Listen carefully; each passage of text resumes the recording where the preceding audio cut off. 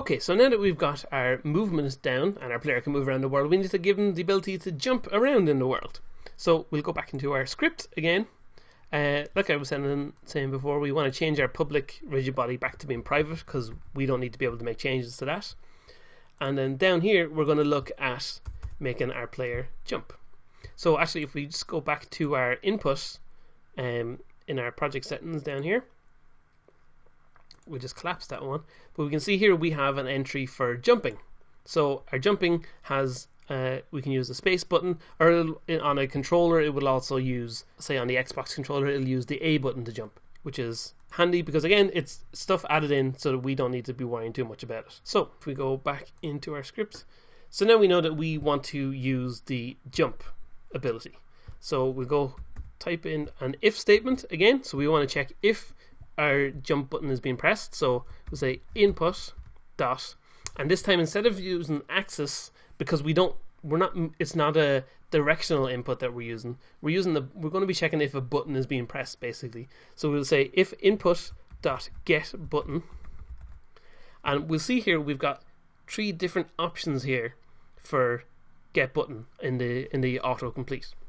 So get button will basically be true as long as the button is being held down. So if the button is still being held down, then this will be true. So basically, if we're jumping, if we were to use get button, it will only happen when our get button is being held down, and so our player would keep jumping forever and ever and ever, and that would be no good to us at all.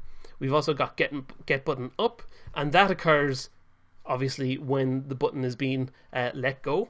So when our button is held down and then let go, our player would jump at the moment when our player lets go of the button, which is something that people have used in games in the past, but it's not it's not the way we want to do it. Say for example, if you wanted to be able to hold a charge to be able to jump up, you'd hold the button down and charge up a jump, and then on the let go was when the jump would actually occur. But what we want to use is get button down, and get button down occurs only at the very first moment the button is pressed. So obviously if our player is going to be jumping, that's the moment we want our player to be able to jump. So we will say get button down, and then we put an open bracket like this, and we know we want to use the jump button from our input over here. So we got jump. So again, we need to put inside a quotation mark like this, jump, and another quotation mark, and then close that bracket like that. Okay, and then we actually need one more close bracket, I just realized. So we can see actually we closed this bracket that was related to the first one, and because we're like right beside this one, it actually tells us that one is related to there. But we also have another open bracket here, so we need to make sure and close that one as well, like that. And this time we're not actually checking if it's greater than 0 or anything like that. All we need to know is if the get button down of jump is now true. So if it's true that the player has just pressed the jump button, we want to do something. And the something we're going to want to do is add some jump ability. But we need to know how much jumping we're going to add. So back up here again in our where we've got our move speed and our rigid body, but before the start function, we're going to add a new variable that we're going to say public float again, because it's going to be a number value, obviously, a number that we want the player to be able to jump up into the air. And we're going to say public float, we'll call this jump speed, like that. So now we have a number that we're going to be able to apply to our rigid body again to be able to fire our player up into the air. So here we're going to say my rigid body again, and that velocity again, it's going to be equal to a new vector 3, and then open the bracket.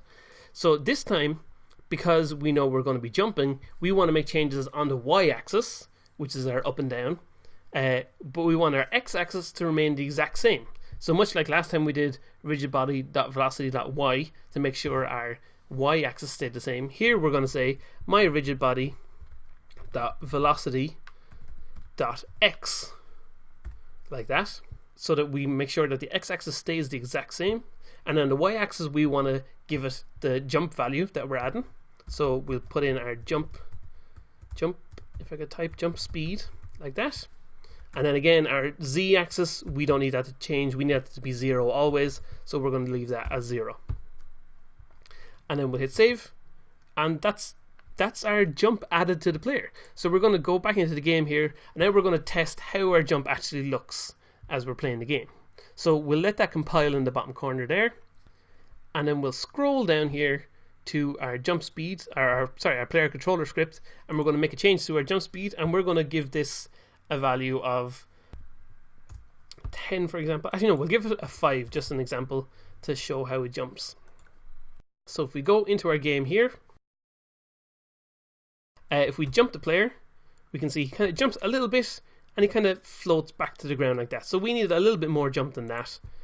We'll make his jump speed 10, say. He jumps. Now that's a little bit high, but also we notice that he's not really falling very fast in our game. He could really do with falling a good bit faster than that. We can still move side to side and we can jump now around a place like this, but he's falling very, very slow. So we're going to increase our gravity scale to about 2.5, which is just what I've kind of worked out with. I think looks good myself. So we can jump, and we can see he kind of falls with a bit more solid speed down to the ground. But of course you can change the gravity scale to be whatever you would prefer to suit your character, but we can also make some changes to the jump speed. So at the moment he's not really able to jump too high, but he's able to jump just high enough to be able to reach a few platforms, and we've fallen down to the ground like that. So what we need to make sure we do then is, once we stop the game, our gravity scale, as discussed before, will go back to 1, so we need to remember to set that back to be 2.5, and our jump speed went back to being 5, so we need to set this back up to being 10. We might actually set it to be 12, might look a little bit better. And basically it's about finding a good balance of those two things for yourself, so that we know that, however you think the jump looks good on your player. I think this looks good, so we're going to leave it at 12 and 2.5 for those two values. And basically that's our jumping covered.